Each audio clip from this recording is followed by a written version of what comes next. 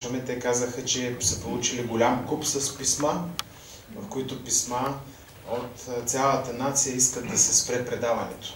И най-много идват от атеисти и от православни християни, защото сме трън, понеже говорим истината.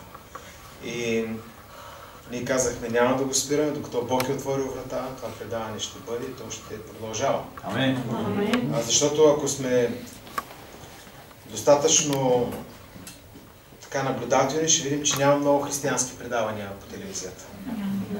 Няма. За голямо съжаление го казваме, нали? Има всякакви други предавания. Има врачки, има много шоута, има много развлекателни програми. Ефирът е пълен с такива светски, дори понякога отвратителни телевизионни програми, но много малко има християнски програми, където се говори Божието Слово. И ние сме благодарни на Бога, че Той отвори тази врата да можем да проповядваме чрез телевизията. Наскоро получихме няколко писма. Едно от писмата, които получихме, семейство от София. Те ни се обадиха и ме попитаха първо по имейла, после по телефона. Попитаха ни, може ли да ни насочите къде да отидем на църква? Ние не сме до сега посещавали църква, но гледаме всяка неделя вашето предаване, понеже в цяла България се излъчва в неделя вечер. И каза, ние гледаме вашето предаване, може ли да насочите къде да отидем в църква? От София сме, даже имаме тежък случай с нашата дъщеря. Тя страда от епилепсия. И така нататък. И започнахме да говориме. После чухме с тях по телефона. Ние им препоръчахме църква и наскоро ми се обади пастора на тая църква в София и каза, пастор Любо, искам да ти благодаря, че ние имаме плод следствие на твоето предаване.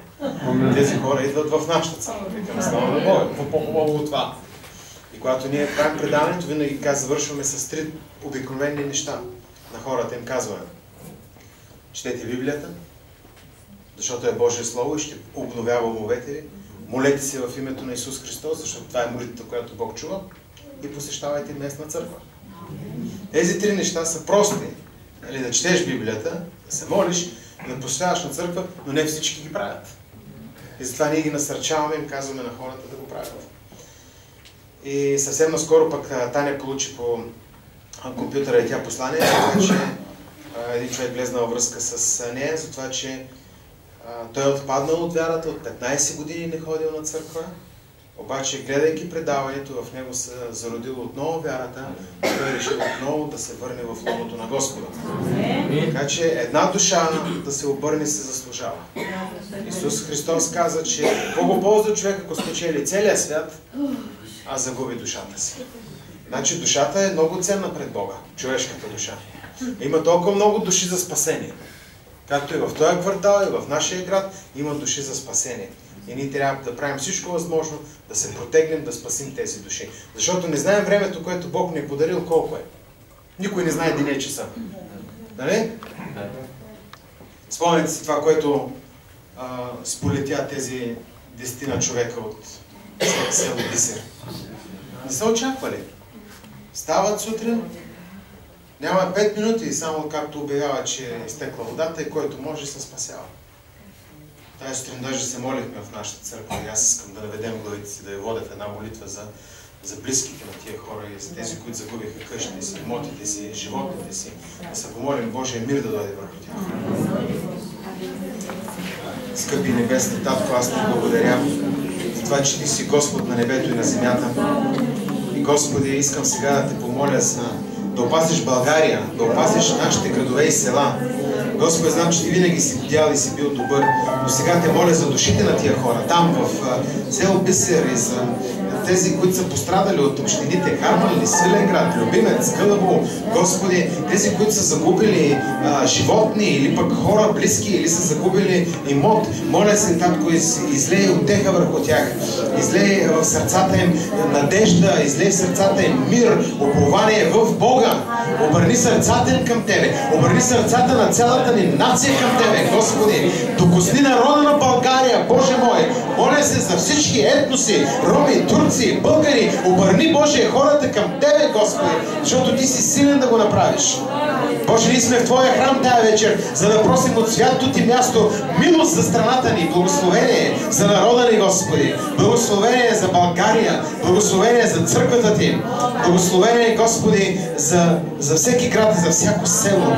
Защото Твоето Слово ни казва, че всяко добро и всеки съвършен дар идва от Отца на светлините, в когото няма сянка на тъмнина. Благодаря Ти, Господи, за това, че всичко, което е добро, идва от Тебе. Благодаря Ти за Твоите блага. За Твоите блага. И аз се моля тази вечер тук за хората, които се довел на това място. Господи, дух на мъдрост, дух на откровение, да дойде върху тях, да Те познават, да растат познанието за Тебе. Моля се чрез тази църква Ти да извършиш Твоята воля, Твоето намерение. Моля се, Господи, да благословиш хората тази вечер, моите брати и сестри, и да ги напълниш с Твоето Слово.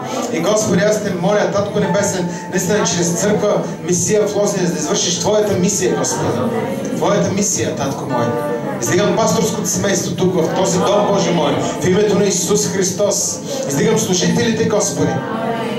Издигам цялата църква пред Тебе. Благодаря Ти, Отче Свет. Издигам всички събрания в този квартал. Моля се, Господи, Ти да издигаш духа си върху тях и се моля за дух на единство в името на Исус. Халелуя! Амвоните, откъдето се проповядва Твоето Слово, да се проповядва Слово с сила, с дързост, с помазание, с отговорност. И Ти изпращаш Словото Си, то ни изцелява, то ни освобождава. Твоето Слово ни благославя, Твоето Слово дава живот, Твоето Слово е хляб, Твоето Слово, Господи, е твърда храна, Твоето Слово е мед за десерт, Твоето Слово е светилник на нозете ни, виделина на пътеките ни, Твоето Слово е чук, който струшава, Твоето Слово е лък, който изстрелва надалеко от Твоите свети. Твоето Слово, Господи, е всичко за нас. И ние Ти благодарим тая вечер, че можем да го имаме и да размишляваме върху него. Нека то да влезе в сърцата ни, Отче. Нека то да направи промяна в нас. Трайна промяна. Благословена промяна. В чудното име на Исус. Амин. Слава на Бога. Амин. Амин. Две неща ми говори Господ за 2012 година. Той ми ги каза за църквата.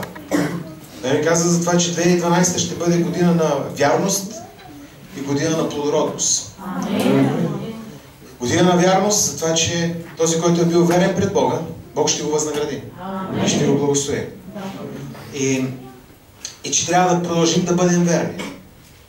В Лука 12 глава се казва, кой е оня верен слуга, чието Господар го е поставил на мястото, който дава храната на времето си. И когато Господаря се дойде и го види, че прави това, ще го благослови, ще му каже тези думи, добри и верни слуга. И така, че верността е нещо, което е много важно за нас, да продължаваме, да вършим Божията воля, за това, за което Бог ни е призвал, да бъдем верни, защото за верните има награда. И второто нещо, Господ ми говори за това, че ще бъдем плодородни, плодоносни. Ние ще видим плод от нашите молитви. Ние ще видим плод от това, което сме сяли за Него. Ние ще видим плод от това, което сме говорили за Него. Макар и да не го виждаме на време, ние ще го видим. Защото плода не идва точно, когато ние искаме. Плода идва на определения сезон. Може да има различни сезони в Библията. Библията говори, че има време за сеяне и време за жънене. Както има 4 сезона в страната ни, сега сме в най-тежкия. Зимата. Минус 20, минус 30.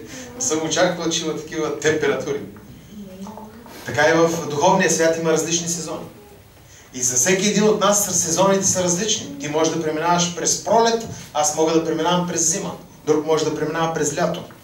Защото за всеки един сезон е различен. Защото Бог се движи по различен начин в нашия живот.